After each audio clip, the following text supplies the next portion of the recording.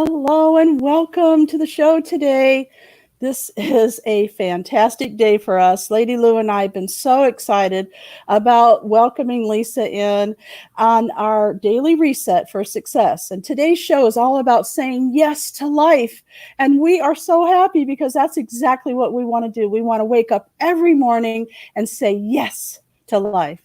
So over to you, Lady Lou. Thank you, Marian. I'm Lady Lou, the baby boomer babe, and I'm so excited to introduce our special guest co-host, Lisa Winston. Say hello, Lisa. Hi, guys. Hi out there, everybody. So excited to be here with both of you today. Thank you for having me. Oh, you're welcome. Well, as Marian said, the title of your show is Say Yes to Life. So why don't you tell us what exactly has been happening to you in your life? Kind of go back to the beginning and tell us why you have learned how to say yes to life. Do you really want to hear everything that's been happening? Well, hit the high spots. Okay. Well, it's been a long, challenging life, like I told you, and with a lot of trauma, drama, a lot of painful things. And I will start from 2007 when I lost my house to wildfire in San Diego. And then 2 months later, I was diagnosed with breast cancer. Everything was kind of a culmination, divorces, abusive relationships. I mean, all kinds of crazy things. And I was very unconscious at that time, but it was all kind of part of God's plan. Everything was just leading me to the place that I was supposed to be. So I had to go through maybe more than most and less than some others. But when the fire happened and the breast cancer happened, I was in the process of starting to wake up. I was reading a lot of books, Eckhart Tolle's books and The Power of Now and all that, just really in doing Qigong. I had started practicing Qigong regularly and going to Minneapolis to work with my master and all that. So I really was in the process of, because I was in so much pain. We often suffer so much that we have to get to a point where we're on our knees and we're asking, what can we do? Because I can't take any more of this. Yep. Right? Most of us have been there. Yep. Yeah. So that was the thing that really led me forward. And then even more happened after that. That was the big, in my book, I'm going to just plug it right now, your turning point. That was really one of the biggest turning points that I had. That was the thing that really just smacked me in the face, the 2x4. Remember, we always get lessons that are meant for us over and over and over until we actually get the lesson, right? And then it goes away. And I was a little thick-skulled, so it happened a lot. So after that, I had finally moved out of a 15-year relationship that was very toxic, took my daughter, and I started on a quest. I left a 40-year music career, which I still dabble in from time to time, but I knew that I was here for something greater. And so I really started, working on my coaching business. And that was a whole nother, it's only been 6 years, you guys. And it has seemed like 100 years. So many things have happened in those 6 years. And I think that's happened for a lot of us. It feels like time is speeding up or something. So long story short, many more years of, struggle, building my business, hating building a business, loving interviewing like you guys do, and doing some summits and things like that. And then just the last couple of years, you guys know, but the audience does not know that my mother, was dying from breast cancer. Can I tell the story? Do I have time? Really sure. Yes. Okay. Yes. Well, it's really cool because in my book and my philosophy of saying yes, what I teach is what I've learned. And that is when we really connect to our inner guidance, that inner navigation system, when we learn to acknowledge it, listen to it, accept it, and hear what it's saying and actually take directions from it, right? We're always looking for answers outside of ourselves, but we have it within if we just take the time to listen. So I had developed my relationship with spirit after many years of just really trusting what I was getting. So I got a hit to go be back with my mother, to live with her. And I'm like, what? She's in her late 80s. I was just there for a class reunion. What? I'm building my business. I say to my roommate one day, I got a hit that I'm supposed to actually move to Pennsylvania to be with my mom. She's like, yeah, I got that too. I was like, oh, okay. So I threw everything in storage, drove to Pennsylvania, a long drive from California, halfway across the country. My sister calls me and says, hey, Lisa, mom's just been diagnosed with stage 4 cancer and she's dying, breast cancer. Oh. And at that moment, it hit me like a ton of bricks. If I hadn't had said yes to that situation, even though I had no idea where I was going, what it meant, it was unknown, crazy, scary, what am I doing? I would have missed, being with my mother in those last final months And that was precious. And during that time, I was also developing a friendship with Joe Vitale, my life partner, who I met the end of January in 2018. We were working on my book together, and that was all synchronistic as well. And then I started writing my book while I was taking care of my mother every morning. And then my TV show, the Mindset Reset show, fell in my lap, literally. So when you say yes like that, I learned that things really happen. You get where you're supposed to go. You meet the people you're supposed to meet. Things start to really organize, and the divine just orchestrates it so beautifully. So that's, and I'm still learning, by the way. As you know, I just had Lyme disease this past year and 9 co-infections and almost died. So, and there's a lot of stuff going on anyway, continuing to go on, and I'm still learning and growing. But there's a point where you learn to say yes, because it's in your highest and best good. Well, sometimes saying no creates more problems, and the resistance, the energy of pushing back makes it push back. And then it's not a pleasant situation to be in, is it? Right. Well, and I love that you brought that up, because in reality, a lot of people say yes to their no's, is what I say. Lack, limitation, impossibility. But we have to be really clear about what we're saying yes to, like you had just mentioned, which is really important. So it's one of those things that takes discipline. You have to take responsibility for your life. You cannot be a victim. You have to be vulnerable, open, and ready for whatever's going to happen. But it is a journey we're taking. It really is. Oh. Lisa, I have a big question for you. Huge. Uh-oh. Because we're the three of us and many, many others are really into trying to better ourselves. We've all been down that road where we've read books and we've watched movies. We're hanging out with Dr. Joe. I mean, we want our life to be better. And every single guru will say, it's inside. Don't go looking for it outside. But they never tell us how. Oh. And I heard you say, well, you just have to listen. Okay, well, what does that mean? I mean, nobody gives us like step by step. How do you listen? How do you get in there? That is such a great question. Great question, because it's true. A lot of times we don't do the how-tos. Now, in my book is really about that. I talk about the elements to intuition, how to develop it, how to learn it, how to listen to it, how to follow it. There are a lot of things I put in there. And then I coach people, and Joe Coach, as you know, is a coach as well, a mentor.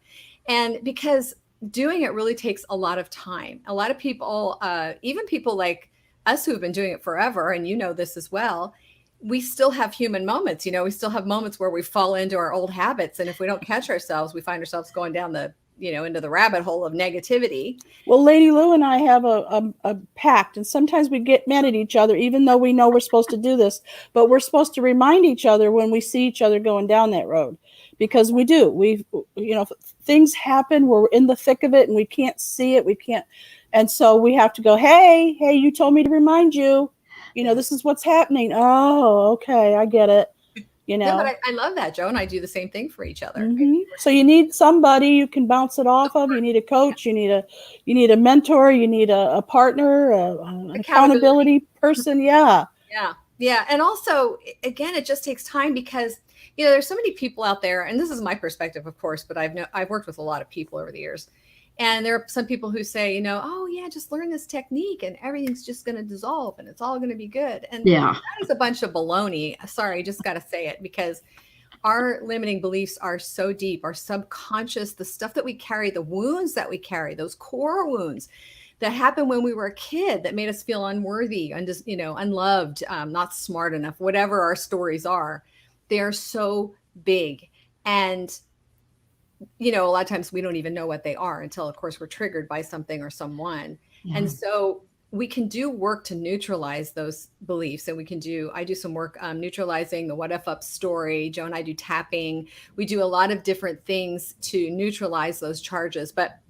And like even past life regression, I think for me, it's like I take it to the nth degree, because if something's not going away, there's something there that I need to uncover. So I and Joe as well, we both continue to work with people, mentors, energy clearing people, practitioners, whatever we do. We teach people, but we work with people so that we can get clear too.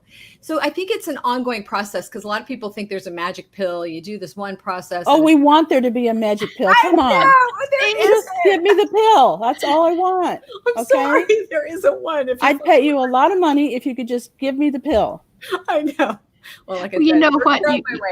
Yeah, something you brought out, Lisa, that I think a lot of people may have missed is that none of us, I don't care if you're the Joe Vitale or the Pope or whoever, they're all going to have problems, and things happen and you have to deal with them. And that's where responsibility jumps in there, and we have to buck up and take care of it.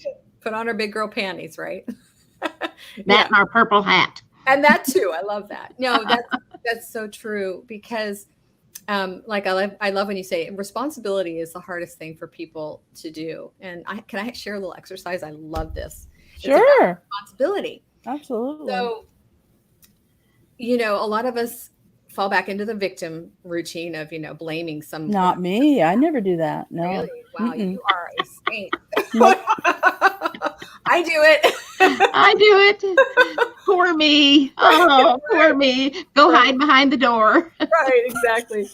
But the thing about responsibility is, my daughter asked me this great question one day. She said, Mom, how can I take responsibility for something like if I get raped? Well, I was gang raped in college. I had several bad experiences, right? And back then I didn't know better. So there are a couple things I can say to that. Number one, we all are still living our lives from subconscious beliefs, things that we think we deserve. We attract what we think we deserve. I don't care if somebody wants to fight me on that, that's great. But if they look at their lives, they will see eventually that I attracted abusive husbands because I thought that I was, worthy of junk. So that's what I got. So we blame and all that. But there's this great little thing that I learned a couple of years ago when I was in a brief relationship with somebody, and we were using Gay and Katie Hendricks' book, Conscious Loving. And we really wanted to start exploring, what is a conscious relationship? Well, that's hard to do, but responsibility I found was the biggest thing. So I'll tell you two scenarios, and this is for everybody to practice. And you can do this with responsibility or anything. So say your partner, spouse, friend, whatever, says something, blah, blah, blah, and it hurts you and it triggers you. And you're like, hey, I'm just sitting here. I didn't do I didn't do it, right? They did it. So you have two choices, and I want everybody out there to play with this. This is called experimentation, to see what happens and see how it feels. I love how you chose your partner and what they said to you, and because this happens to all of us, I think, right? Yes. Yeah. Yes. Yeah. Okay. If you're alive, this is happening to you. All right. Go ahead. So I'm going to give you the two roads, and again, this is not a perfect process. It's an experimentation. So I love it. Right? It happened, and I was like, hey, what are you doing to me? And I was reading that book, and I said, okay, I did not, there's nothing I did. Okay. So I'm not taking responsibility because I didn't do it. I'm just sitting here minding my own business. Well, 3 days later, we still weren't talking. The silent treatment, it was tense. It was awful. It felt yucky. Eventually it went away. But guess what? It happened again. Second time it happened, I literally was pounding my head against the wall. I am not taking responsibility. There is no way. There's no way. But I bucked up and I read that book again, and I said, okay, all right. And this is the process I teach also, right? Because surrender is so difficult for us. And surrender doesn't mean giving up. It means giving into the higher power. So I always put my hands out and I go, all right, I'm surrendering. I don't know how I'm going to do this. I don't even believe I did anything, but I'm just going to say, I'm taking 100% responsibility for what happens to me in my life. And by the way, my saying is life is happening for us, not to us. So I just want to clarify that. I like that.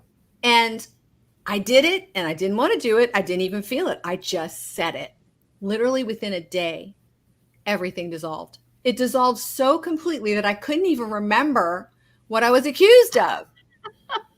That's the process, right? Because we have to, if you don't, there's always that process of positive and negative, good, bad, right, wrong, all those labels. There are the opposites.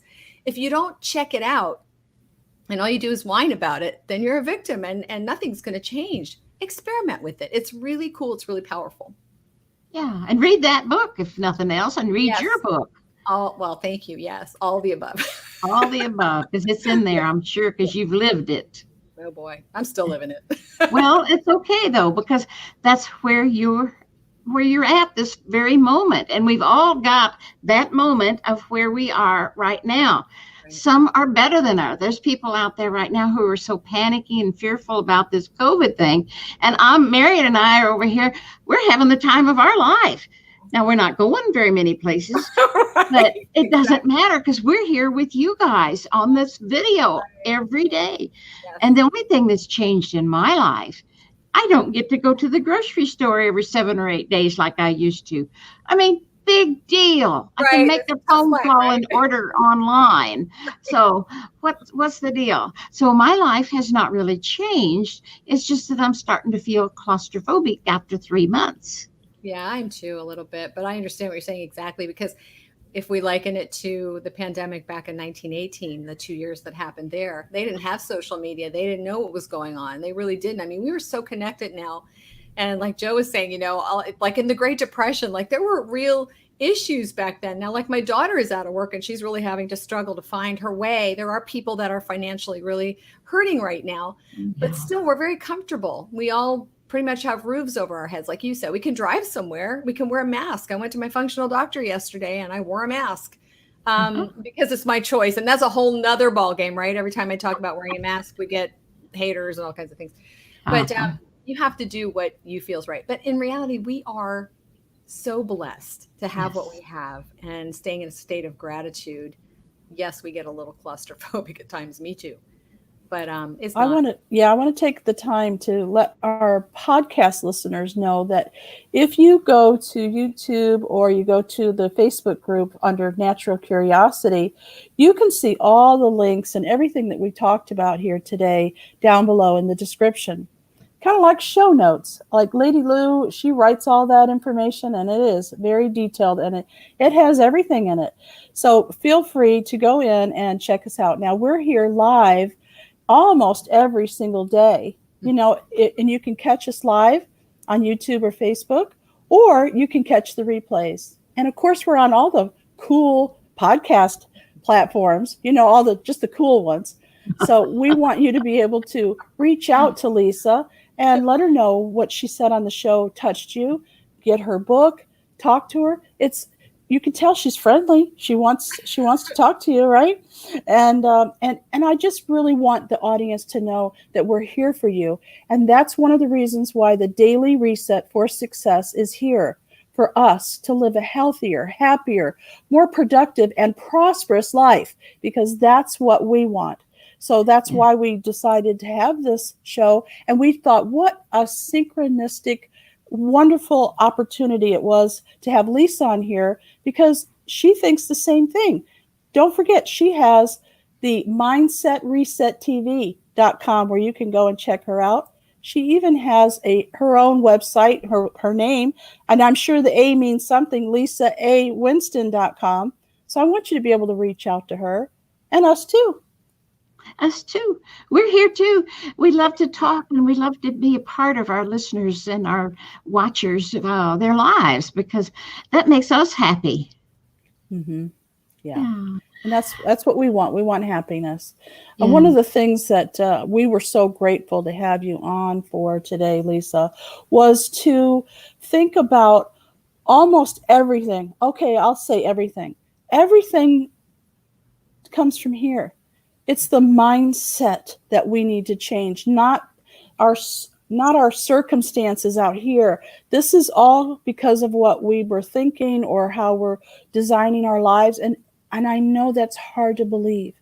When someone is beating you or someone is telling you have to leave your home and you're out on the street, or let's just face it, you missed breakfast today. Whatever your problem is, it literally all started here. So let's figure out a way to find out how we can get a hold of this. This is where it all starts, isn't it, ladies? Yes. And it's that that word that I love so much, ASK. Oh, I love this. Tell them what ASK is, Lady Lou. Okay. Ask, A-S-K. Ask and you shall receive. Seek and you shall find. Knock and it shall be opened unto you. God gave us that word. I We say just amen forget to that. Me too. forget Amen. to use it. And ask. People can't read our minds. I wish they could, but then sometimes, oh no, don't read my mind now. Right. But Right. that word is so precious to all of us. And it's a word that a lot of us fail to do because we're afraid to ask. You don't get if you don't ask. Absolutely. And when the fear takes over, it really, because when you're in the middle of something and something's happening, it's so easy to forget any of that you learned. Sometimes we have to remind each other. Right.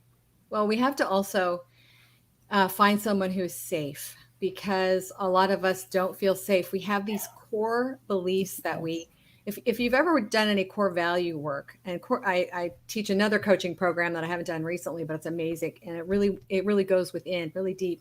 And one of the things is, if we don't know what our core values are, it's really hard to live our life, because I am like, my core values, a few of them are freedom and safety and integrity. So if you think about it, if you're having a negative experience or reaction, you're triggered by something and your perspective is such that happened, most people don't know that whether you're having a bad reaction or experience or a good one, you're always trying to get to those core values that you hold. And if you don't know what they are and you don't know about it and you don't have them, it's really hard to live your life from that space. So we beat ourselves up so often, for our past beliefs and all that, that we get triggered by. But in reality, it's a gift. It's really that navigation tool. Again, you can call it intuition, you can call it whatever you want, but there are pieces that are given to us that we get to see. And if we're awake enough to just see and follow the threads and then get support, because like I said, Joe and I get support all the time. I mean, even now, then you can, move your way to a better place. But you do have to work with somebody who makes you feel safe. Somebody you can spill your guts to, and whether that's a therapist or, your spouse, whoever it is. That's one of the It's big not things. usually your spouse. Not usually. You're very lucky in that you I have am very Dr. Joe, and he's very lucky to have you. But usually, opposites attract, and they don't understand, and they don't want to hear it. And yeah, sometimes you have to go outside your spouse. Yes, you do. And that's good too. And there's no shame in asking for help. I mean, we all are wounded in some way, every single one of us. There's not a perfect person on the planet. So I love that reminder to ask, because it's really true. And even before I lost my house to fire, I have to tell you guys this, because it's true. When I was reading Eckhart Tolle's book, he was talking about dying to self, and that is losing your attachments to people and things before you die. Mm-hmm. So my prayer became, a year before the fire, God, help me to die to self before I die. So I'm going to say this, and I'm joking, kind of, sort of. Be careful what you ask for, because you might receive it. But I did. My fervent prayer was that I wanted to lose the baggage. I wanted to start moving toward whatever was going to happen in the rest, in the rest of my life. I wanted to do it freely and openly, and not be, burdened with ball and chain of all these things. And then the fire happened. That was like the first phase. And that was losing everything that I had ever had. My daughter lost her house 4 years previous in the biggest fire in San Diego. And I had all these memories from that fire. So I had a lot of things. Mm-hmm. And when I lost them, it was kind of like, well, they're not coming back. Nope. I've got to make peace with them. But after a while, when you when you let go of things, it doesn't matter anymore anyway. You just forget about them. Gosh, Lisa, you bring up so many memories.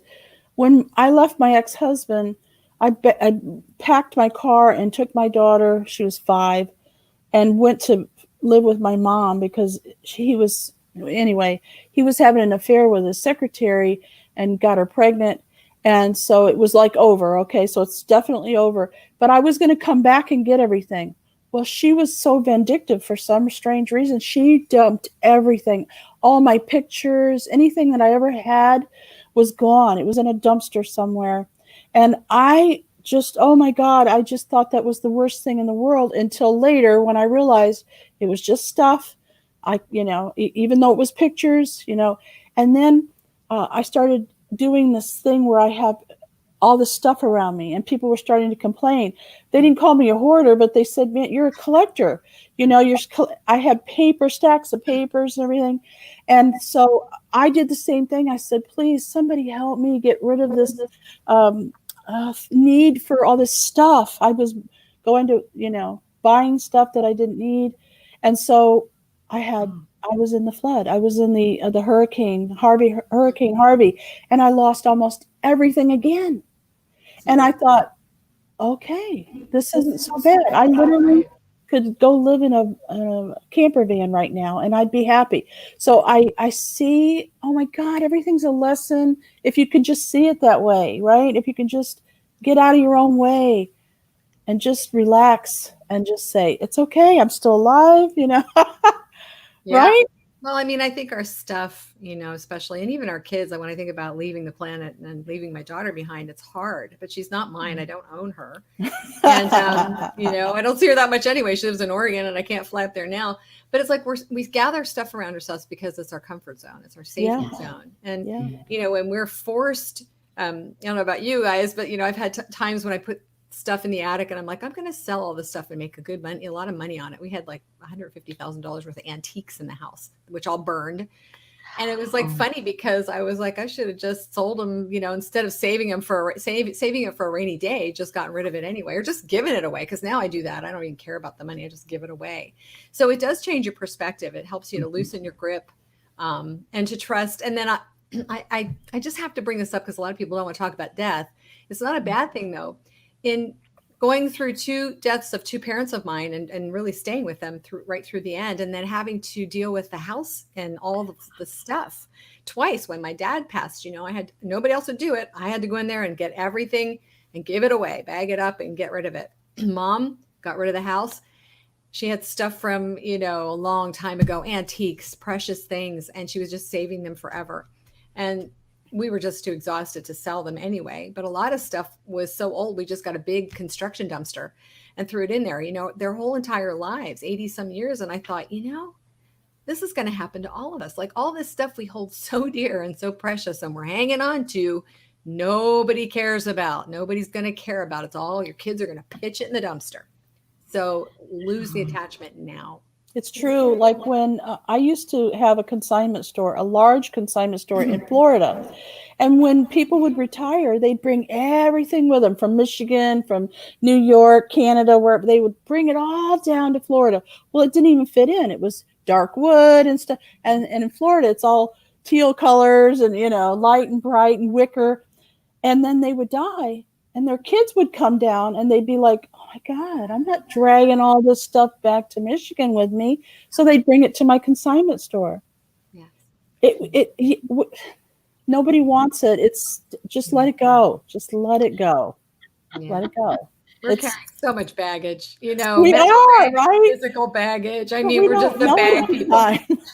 And our houses would look so much nicer if we did let go of some of that stuff. Exactly. I know that's how it is with my house. I moved here 12 years ago from Houston after my mom passed, and I had her stuff and my stuff. And now what do I do with her stuff? What do I do with my stuff? Well, a lot of my stuff is up in the attic and has been there since day one. I don't even remember what it was. Why was I saving it? Why did I even drag it up here? And now I can't even go up in the attic. I can't get up the steps. Right. No, it's crazy.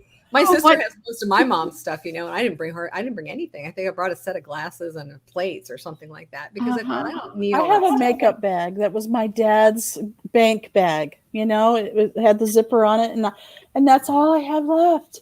Is my makeup bag to remember my dad. And I'll hold on to that one, believe me, for the rest of my life. Yeah. It's so much fun when we have little things that mean so much. Gosh, Lisa, this time just flew by. I'm just time already. I know, right? No. Oh, gosh. It just goes so fast. And we're so thankful to you, Lisa, for bringing your life story, because so many times people can't share what they've been through, the agony and the defeat and the crap that happens. But when other people see that, they say, well, hey, she's not immune to it any more than I am. And it gives them a different perspective on themselves as well as you. So thank you for being so honest and open and trusting, because I think people have learned a good lesson here. Thank you. We appreciate you being here. Thank you, Marian, for all your good works. And thank you to our audience. We love you so dearly for showing up. Appreciate. Bye-bye, everyone. Now, don't forget, create a fantastic day for yourself. You can do it. Bye for now. Bye.